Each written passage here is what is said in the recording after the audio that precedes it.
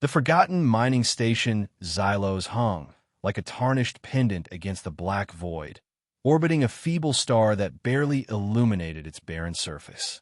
The air was thin and toxic, requiring filtration masks for the handful of maintenance workers who remained.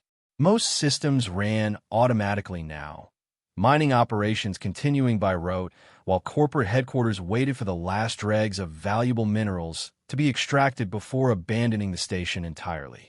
Alara watched the weak sunlight filter through her small viewport, casting long shadows across her sparse living quarters. At 43, she had chosen this posting deliberately, seeking the isolation that Xylos promised.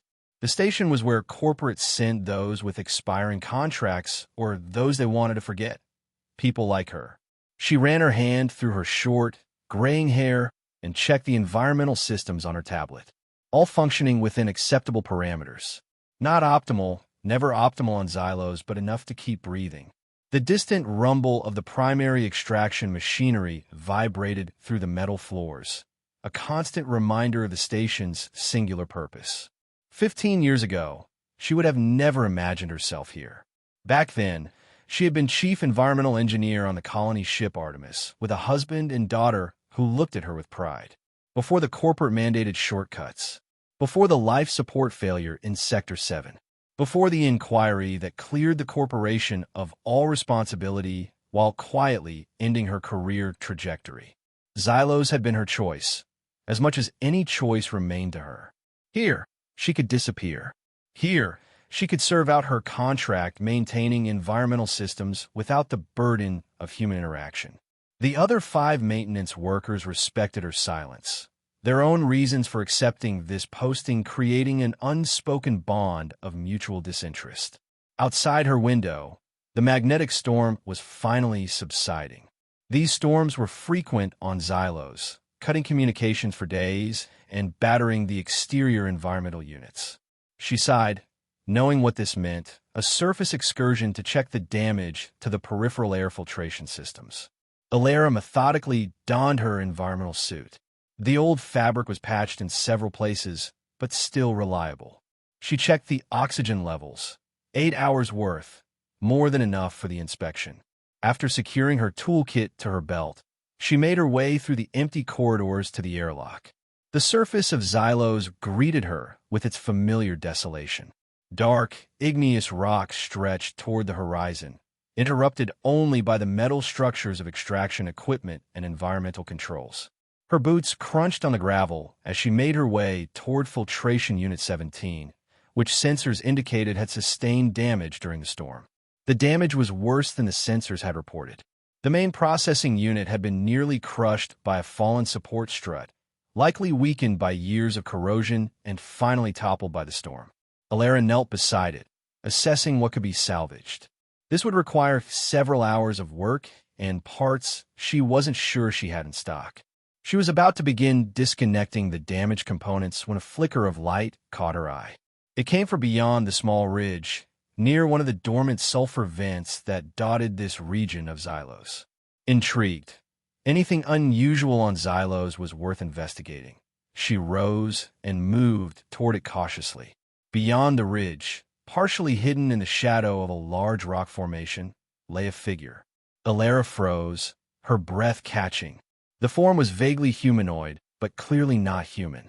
The skin visible through tears and what appeared to be some sort of protective garment was a pale blue, with faint luminescent patterns that pulsed weakly. The being lay motionless, clearly injured, with a dark fluid seeping from a wound on its side. Alara's first instinct was to retreat, to report this to station management. Protocol was clear. Unknown entities were to be documented and contained until corporate security could arrive to assess the situation. Such a discovery would bring a corporate ship within days, breaking the isolation of Xylos with dozens of security personnel and scientists. She knew what would happen then. The being would be treated as property, a specimen. If it was sentient, that wouldn't matter to corporate interests. If it was from a previously unknown species, even worse. The potential for exploitation would be enormous. Alara stood frozen, memories of the Artemis tragedy flooding back. The corporation had deemed the lives lost acceptable losses given the potential economic impact of delays. What would they deem this being's life worth? The figure stirred slightly, making a soft sound that seemed to vibrate through the thin atmosphere rather than travel through it. The luminescent patterns flickered, weakening visibly.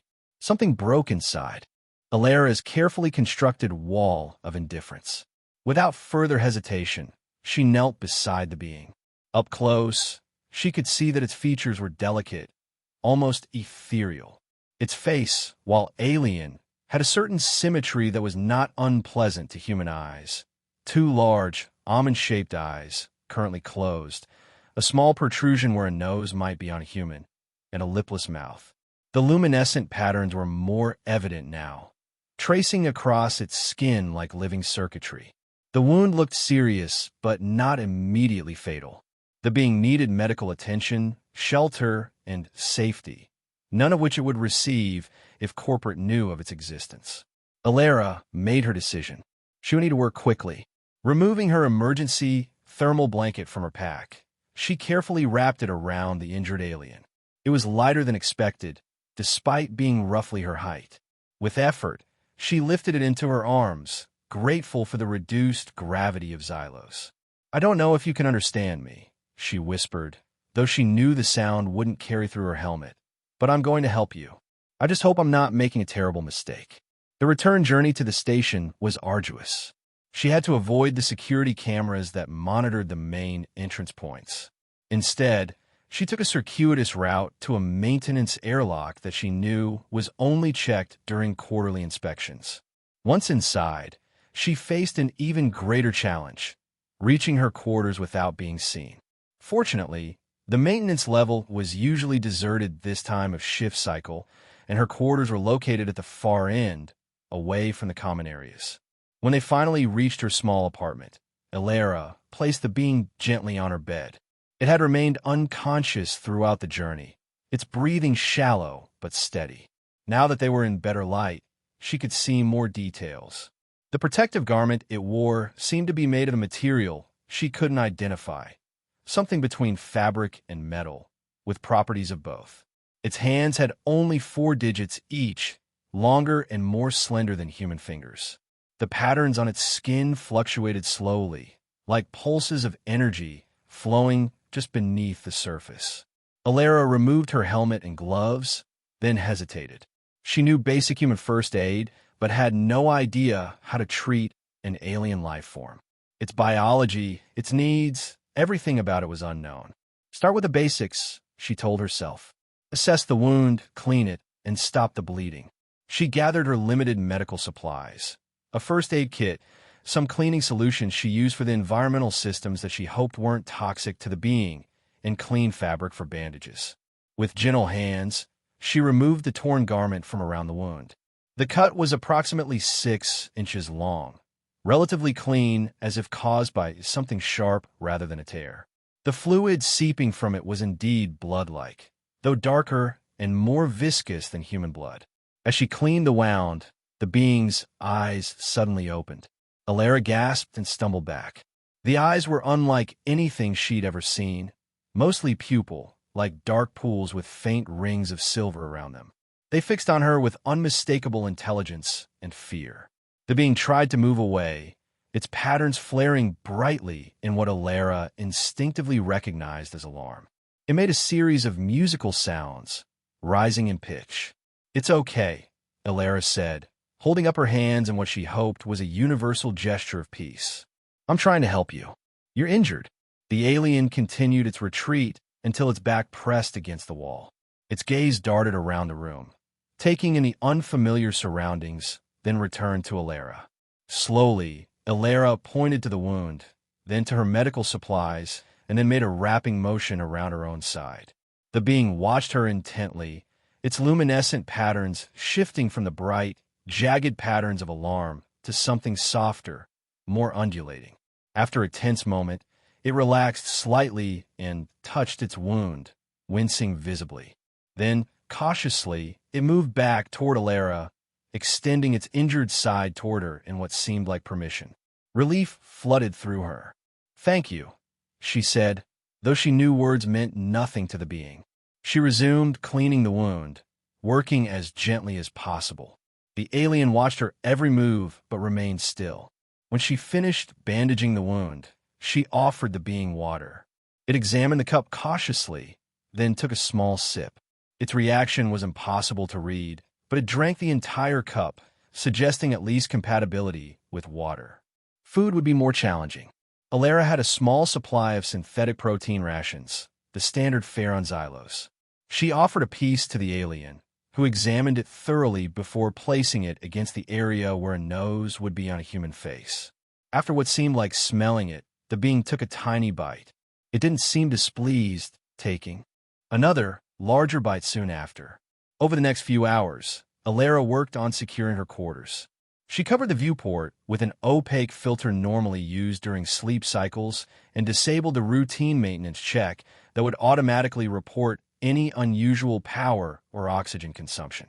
If anyone examined the logs closely, they might notice discrepancies, but routine checks were rare on a station as automated as Xylos. The being watched her work, its eyes following her movements with obvious curiosity. Occasionally, it would make those musical sounds again, softer now, almost like questions. Night's cycle came, and Alara realized she hadn't considered sleeping arrangements. Her quarters had only the one small bed. She fashioned a makeshift pallet on the floor for herself, gesturing for the alien to take the bed. It seemed to understand, but when Alara lay down, the being slid from the bed to sit beside her, its patterns creating a soft glow in the darkness. It seemed unwilling to be separated, perhaps feeling vulnerable in this strange environment. "It's okay," Alara whispered, not knowing why she continued to speak aloud. "You're safe here." As she drifted into an uneasy sleep, she questioned her own sanity. She was harboring an alien life form in a corporate mining station, risking her contract and possibly more. Yet for the first time in years, she felt something other than numb indifference. Whether it was fear or purpose, it was at least something real. The alien's patterns pulsed gently in the darkness, like a living night light, as if keeping watch while she slept. Alara woke to find the alien examining her sparse possessions with evident fascination. It held her old music player, turning it over in its long fingers, then looked up as it sensed her waking. The patterns on its skin shifted to what Alara was beginning to recognize as a greeting, a ripple of light from center outward. "Good morning to you too," she said, surprising herself with a small smile. "How's your wound?" She gestured to her own side, and the alien seemed to understand, lifting the edge of the bandage to reveal the wound. It was already looking better, the edges beginning to seal. Either its healing abilities were remarkable, or her treatments had been effective despite her ignorance of its biology. Perhaps both. Over the next few days, a routine developed. Alara would go about her duties on the station, returning to her quarters whenever possible to check on her guest. The alien remained hidden, seemed to understand the need for silence when others might be nearby, and showed increasing curiosity about everything in Alara's small world. Communication was limited to gestures and what Alara came to think of as pattern language, the shifting luminescence on the alien's skin that clearly expressed emotional states. Alarm, curiosity, contentment. These were becoming recognizable to her. On the fourth day, while repairing her old translator device, a relic from her days on interplanetary vessels when multiple Earth languages were common, Alara had an idea. The device was designed to recognize patterns in unknown languages and match them to known concepts. It wasn't designed for non-human communication, but perhaps its principles could be applied. She spent her off-shift hours modifying the device, explaining what she was doing aloud to the alien, who watched with evident interest. "I don't know if this will work," she said as she made final adjustments, "but it's worth trying." The alien made a musical sound in response, a rising series of notes that Alara had come to associate with agreement or encouragement. When the device was ready, Alara activated it and spoke clearly. "Hello, I am Alara." The device hummed, processing. The alien tilted its head, listening. "Can you try to speak?" Alara encouraged. The alien produced a complex series of tones. The translator buzzed, struggled, then produced a single word: life. Alera's heart raced. Yes, life. I am life. You are life. She pointed to herself, then to the alien. The alien's patterns brightened dramatically. It produced more sounds.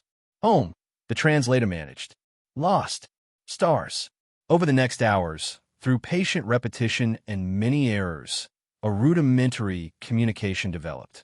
The alien's name, or at least the closest approximation the translator could manage, was Kale. It, or rather, as Alera came to understand, was from a distant system. His vessel had been damaged. He was something called a bionavigator, though the concept didn't translate well. Bionavigator, Kale repeated through the translator. Find life worlds. He pointed upward, presumably toward the stars, then made a sweeping gesture with his hand, his patterns forming what looked like a star map on his skin. You find planets that can support life? Alera guessed. Kale's patterns rippled in what she now recognized as affirmation. What happened to your ship? Your people? The patterns darkened, contracting inward. Lost. Scattered. Searching. Through fragmented conversation, Alera began to piece together Kale's story. His people, the Zillion, as the translator approximated, were seeking a new homeworld after some catastrophe had rendered their original planet uninhabitable. They had sent scout ships in many directions, using the special abilities of bionavigators to sense worlds with compatible life energy. Kale's ship had been caught in what sounded like a natural phenomenon similar to a magnetic storm, but far more powerful, separating him from his ship. He had managed to reach Xylos in what must have been some sort of escape pod, but it had been damaged upon landing. One evening, as Alera was cleaning Kale's nearly healed wound, she noticed a small, metallic object embedded in the torn fabric of his garment. It was unlike any material she recognized, neither fully metal nor crystal, but something in between. It seemed to absorb and reflect light in unusual ways. "What is this?" she asked, showing it to Kale. His patterns immediately brightened. Calling stone, the translator interpreted. Signal to kinship. A communication device, Alera realized. Something that could potentially signal Kale's people. The implications were significant and concerning. If it worked, it might bring rescue for Kale. It might also bring attention that could endanger both of them if the corporation discovered an alien presence on Xylos. Before she could ask more questions, the station alarm blared. Kale's patterns contracted in alarm, and Alera rushed to her console. An oxygen recycler had failed in the main hub, creating a potentially dangerous situation. Such failures were rare, but not unheard of on the aging station. "I have to go," she told Kale. "Stay here, stay quiet." Kale's patterns shifted to what she'd come to recognize as understanding and concern. Just as she reached the door, he made an urgent sound. When she turned, his patterns were forming what looked like a warning sign, and he was pointing to her tablet. Confused, Alera checked the device. The standard diagnostics showed nothing unusual beyond a reported recycler failure. But Kale was insistent, his patterns increasingly urgent. He moved to her side, pointing specifically to the power distribution readout, a secondary system she wouldn't normally check for a recycler issue. To her surprise, the readout showed a dangerous power surge building in the circuit connected to the failing recycler. If left unchecked, it could cause a station-wide power failure or worse. "How did you know?" she asked, but there was no time for answers. She rushed to the environmental control hub, arriving just as the senior technician was about to initiate the standard restart protocol. "Wait," she called out. "Check the power distribution before restarting. There's a surge building in the circuit." The technician, a taciturn man named Ellis who'd been on Xylos even longer than Alera, frowned but checked the readings. His eyes widened. "Damn," he muttered. "That would have fried half the station." He glanced at Alera with newfound respect. "Good catch." Alera helped stabilize the system, her mind racing. How had Kale detected the problem? Even the station's sophisticated monitoring systems hadn't flagged the power surge as a critical issue. When she returned to her quarters, Kale was waiting anxiously, his patterns rippling with what seemed like relief at her return. "How did you know about the power surge?" she asked immediately. Kale's response came through the translator in fragments. Feel. Energy flows. See. Patterns. He gestured to his own skin markings, then to the walls around them, as if indicating the station itself. Alara began to understand. Kale species had some form of energy sensitivity that allowed them to detect anomalies humans might miss, perhaps explaining their role as bionavigators, finding worlds compatible with life by directly sensing energy patterns. This realization shifted something in their relationship. Kale wasn't just a refugee she was protecting. He was a being with remarkable abilities, someone who could perceive the world in ways she couldn't imagine.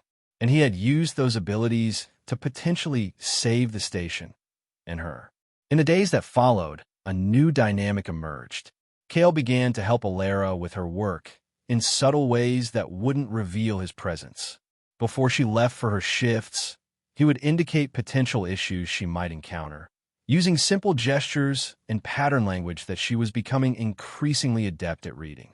With his guidance, she identified and prevented several minor failures before they became serious problems. Her efficiency ratings improved, though she was careful not to let the improvement become too dramatic, nothing that would draw unwanted attention from management. Still, Ellis and the other technicians began to look to her more often, respecting her seemingly intuitive understanding of the station's systems.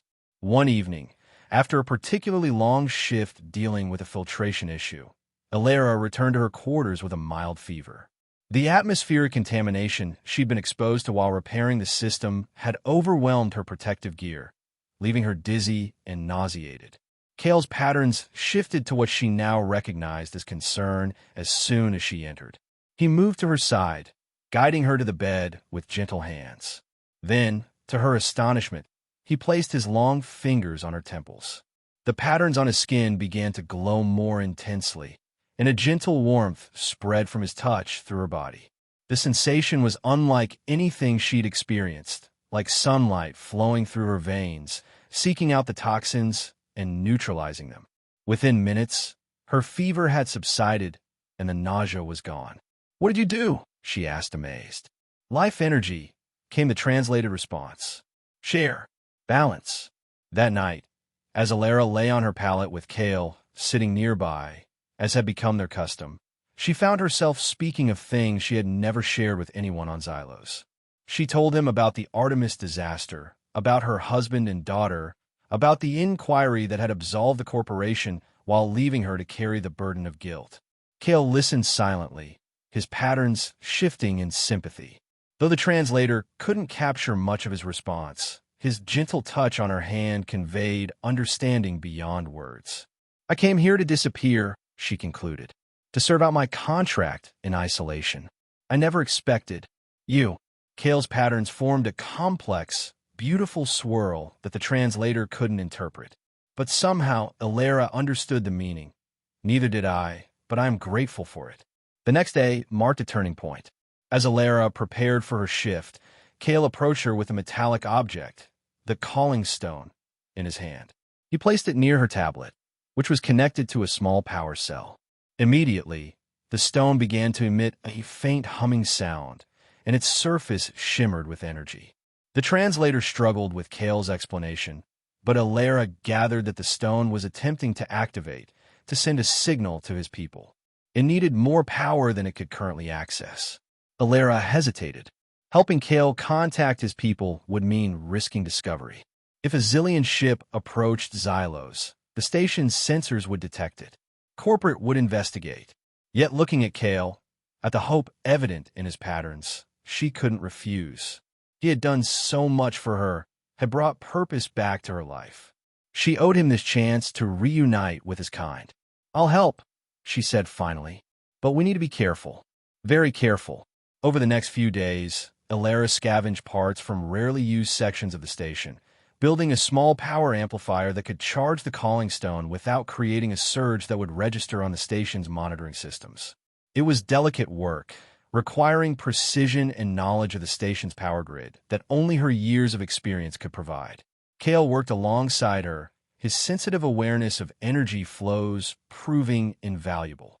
Together, they created a device that could channel power to the stone in short, controlled bursts, enough to activate it without alerting security systems.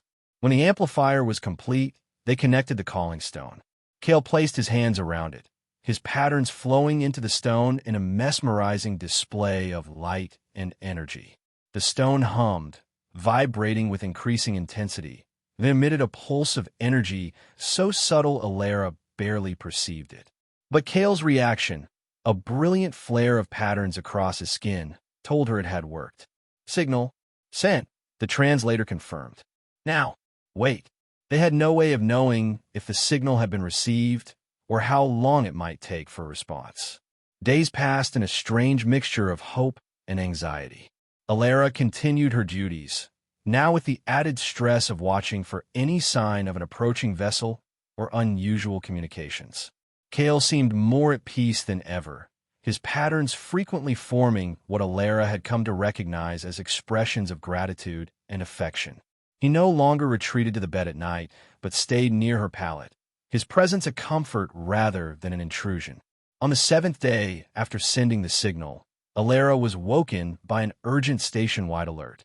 An unidentified vessel was approaching Xylos, not responding to standard corporate identification protocols. Security protocols were being initiated, and all personnel were to report to their designated positions immediately. Alara's heart raced. Could it be the Zillion responding to Kale's signal? Or was it something else entirely? She quickly checked her console for details. The approaching ship was of unknown configuration, not matching any registered corporate or government design. It would reach Xylos' orbit within 6 hours. Kale, she said, urgently, showing him the alert. Is this your people? His patterns shifted rapidly as he studied the information, then formed a configuration she hadn't seen before. Uncertainty mixed with hope. Maybe, the translator approximated. Not sure. They had to prepare for either possibility.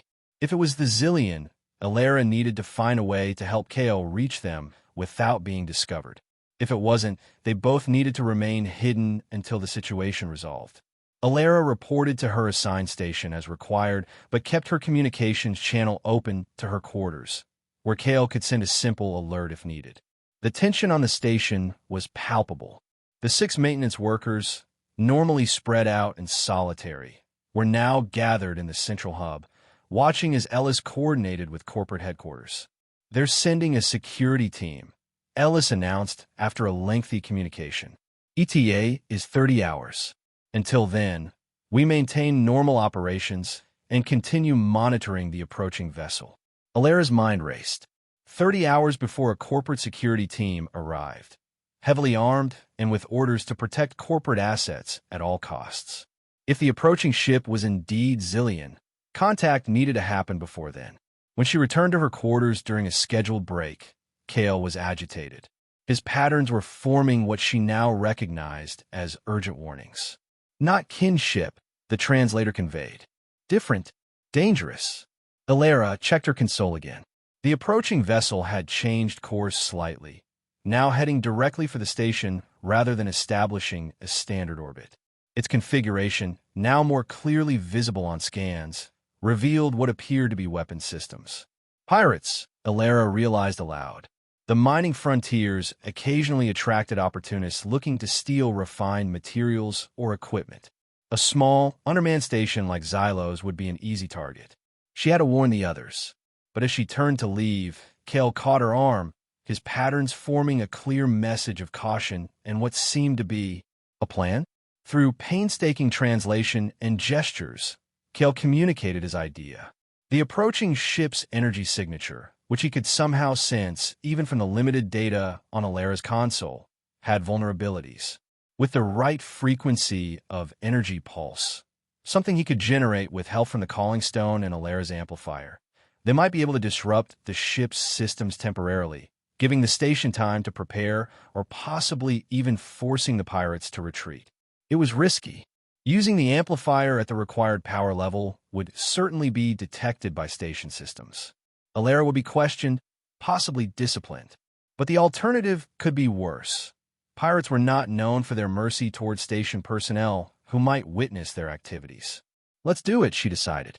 They modified the amplifier, increasing its output capabilities beyond their original safety parameters. Kale positioned the calling stone at its center, then placed his hands around both, closing his eyes in concentration. His patterns began to glow with increasing intensity, forming complex configurations Alara had never seen before. The amplifier hummed dangerously, power readings spiking beyond sustainable levels. Just as Alara was about to abort, fearing the device would explode, Kale's patterns flared in a brilliant burst of light. A wave of energy pulsed outward, passing through the station walls as if they were transparent. Immediately, the station alarms blared. Alara checked her console.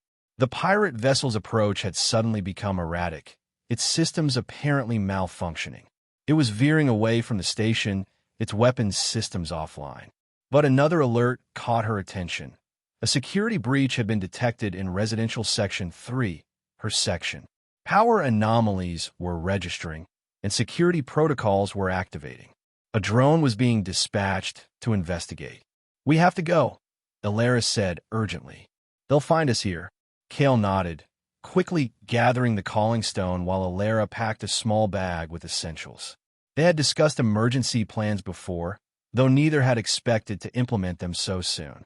There was an old maintenance tunnel that led to a disused section of the station, where early colonization plans had included an emergency escape shuttle bay.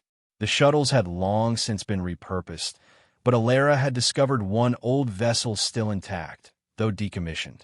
Over months of solitary tinkering, her only hobby before Kale's arrival, she had partially restored it, more as a personal challenge than with any intent to use it. Now, it represented their only chance. They slipped into the maintenance tunnel just as the security drone arrived at Alara's quarters. Moving quickly through the dimly lit passages, they made their way toward the abandoned shuttle bay. Twice they had to hide as automated systems activated in response to the security alert, but Kale's sensitivity to energy flows warned them in time. When they reached the shuttle bay, Alara's heart sank. The door was sealed with a security lock that hadn't been there during her previous visits. The station's security protocols must have activated all emergency containment systems. "No," she whispered, despair washing over her.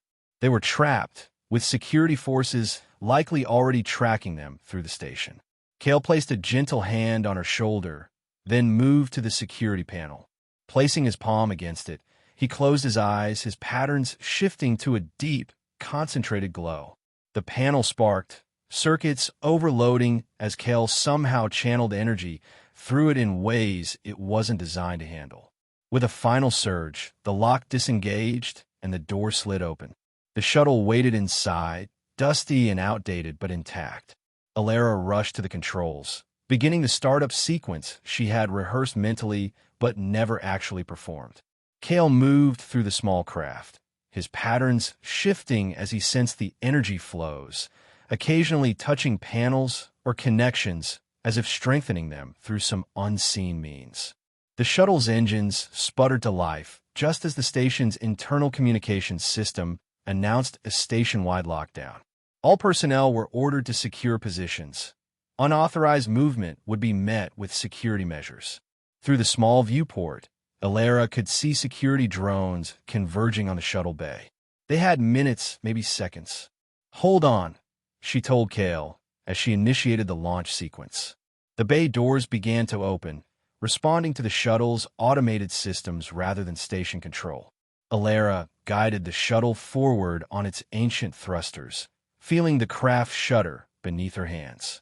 It had been designed for short-range transport, not space travel, but it was their only option. As they cleared the bay, the station's defensive systems came online. A warning shot from a perimeter cannon passed just over the shuttle's hull. A final warning before lethal force would be authorized. Alara pushed the engines beyond safety limits, gunning for the dark expanse beyond Xylos's thin atmosphere. The shuttle protested, alarms blaring as systems stressed beyond their capacity. Kale moved through the cabin, touching critical systems, his patterns flowing into the aging circuitry like liquid light, somehow stabilizing what should have failed. They broke free of Xylos' gravitational pull just as the station's main cannon prepared to fire. The pirate vessel, still disabled but now joined by a second, similar craft, hung in the distance. They were caught between threats with nowhere to run. The shuttle's limited fuel reserves were already depleting. Soon they would be adrift, waiting either for the station's security team to capture them or for the pirates to recover and claim them as additional prizes. Kale moved to Alara's side, his expression solemn. He held out the calling stone, now glowing with internal light. Through gestures and fragmented translations, he conveyed his plan. With the last of the shuttle's power, he could amplify the stone's signal to its maximum potential, a desperate call that might reach his people, wherever they were. It was their only hope, but it meant using energy they needed for life support.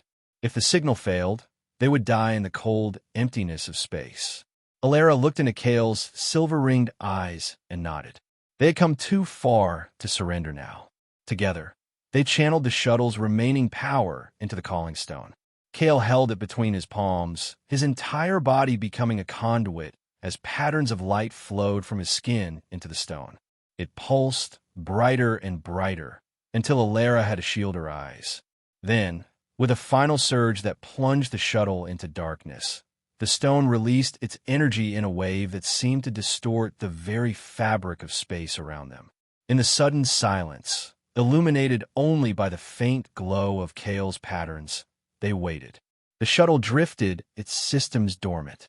Through the viewport, Alara could see the station in the distance, its weapons still trained on their position, but not firing, perhaps unable to get a clear lock after the energy pulse. The pirate vessels were moving again, slowly reorienting toward them. "I'm sorry," Alara whispered, reaching for Kale's hand in the darkness. "I wanted to help you find your people." Kale's patterns shifted to a gentle, accepting glow. The translator, operating on its last power reserves, managed a single phrase. "Found. Family. Already." Tears welled in Alara's eyes as she understood. Despite everything, despite the likelihood that they would soon be captured or killed, Kale considered their brief time together meaningful. He had found connection in their unlikely partnership. A sudden light flooded the shuttle, so bright it seemed to penetrate the hull itself. Alara tensed, expecting the worst, a tractor beam from a station or the pirates. But the light didn't pull them, it enveloped them.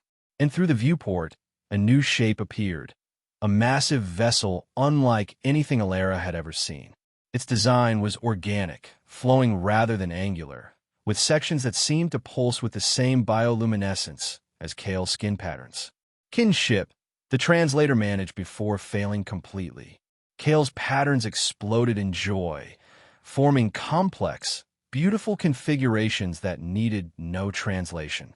The massive Zillion vessel positioned itself between their shuttle and both threats, the station and the pirate ships. A beam of energy, gentle but irresistible, drew their shuttle toward an opening in the larger ship's hull. As they were pulled inside, Alara felt fear mingling with wonder. She was about to encounter an alien civilization, the first human to do so, as far as she knew. Would they welcome her, the one who had sheltered their lost navigator? Or would they see her as just another example of the species that had threatened one of their own? The shuttle settled gently in what appeared to be a docking bay, though unlike any Alara had seen. The walls were semi-translucent, with the same flowing energy patterns visible within them. The atmosphere seemed misty, with particles of light drifting through it.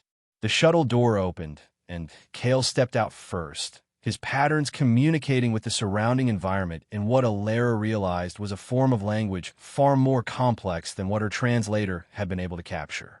Several Zillion approached, similar to Kale in basic form, but with variations in height, build, and pattern configurations.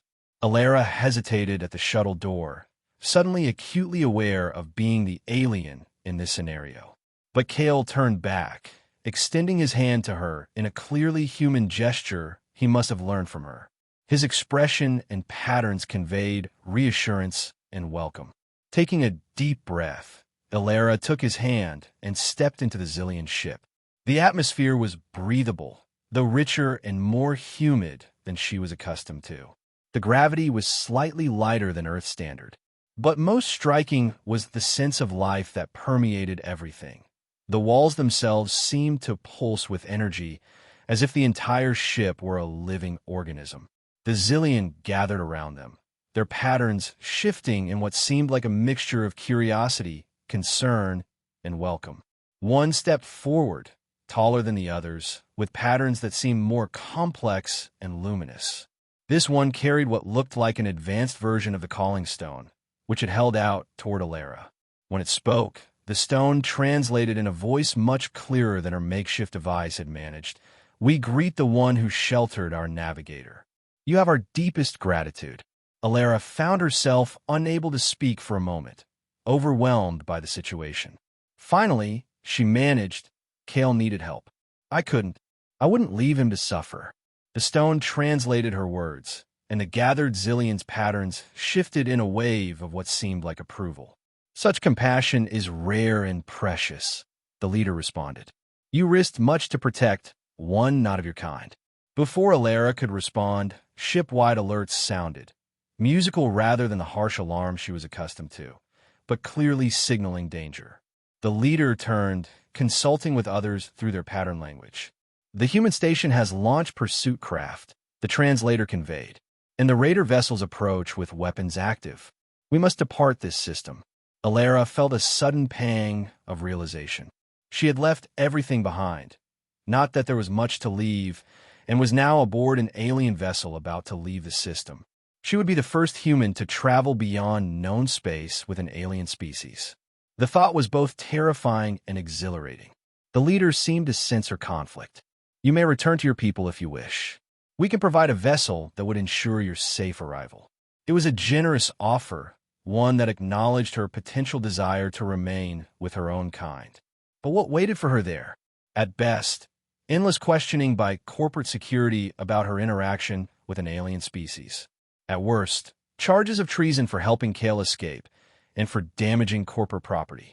And beyond the practical considerations, there was something else, something that had been growing inside her since she first found Kale injured on the surface of Xylos. A connection that transcended species, a sense of belonging she hadn't felt since losing her family. She looked at Kale, who was watching her with what she now recognized as concern and hope in his patterns. "I would like to stay," she said finally, "if you'll have me." The translation triggered a ripple of light patterns among the gathered Zillion. Approval, welcome, perhaps even joy. The leader's patterns formed a particularly complex and beautiful configuration. "You are welcome among us, Alara of Earth. Our journey is long, our search ongoing, but you will find community here." As the ship hummed with energy, preparing to depart the system, Kale approached Alara. He took her hands in his patterns forming the configuration she had come to associate with deep emotion. With his other hand, he touched the translator's stone, ensuring his words would be clear. "In my language," he said, "there is a word for one who saves your life, shelters your spirit, and joins your journey. It is closest to what your people might call life partner, or perhaps." He hesitated, searching for the right translation. "Husband." The word hung between them, loaded with meaning beyond its literal translation. Not a designation of gender, but of connection, of commitment, of chosen family. "Among my people, such bonds transcend birth kind," Kale continued. "They are chosen, not given. I would choose such a bond with you, Alara, if you'd accept it." Around them, the Zillion ship pulsed with energy as it prepared to open what appeared to be some kind of space-time portal, their method of long-distance travel. The stars visible through the translucent hull began to stretch and bend as the ship accelerated. Alara looked at the human station growing smaller in the distance, then at the assembled Zillion watching with their luminous patterns, and finally at Kale, the being who had brought meaning back to her life when she thought all purpose was lost. "Yes," she said simply. "I choose that too." Kale's patterns exploded in joy, flowing out to connect with the patterns of the ship itself, creating a display of light and color that needed no translation. It was a celebration, a welcome, a new beginning.